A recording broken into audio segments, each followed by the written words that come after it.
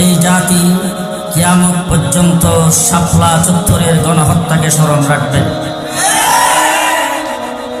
আজকে যারা শাপলা চত্বরকে নিয়ে মিথ্যাচার করে তাদেরকে পরিষ্কার ভাষায় বলে দিতে চাই, শাপলা চত্বরে গণহত্যা হয়েছিল। রাতের অন্ধকারে বিদ্যুতের লাইন কেটে দিয়ে পাখির মতো গুলি করে শত শত ইসলামপন্থী তৌহিদি জনতাকে তাহাজ্জুদরত, মুনাজাতরত, জিকিররত অবস্থায় যারা গণহত্যা করেছে, কিয়ামত পর্যন্ত জাতি যেমন তাদের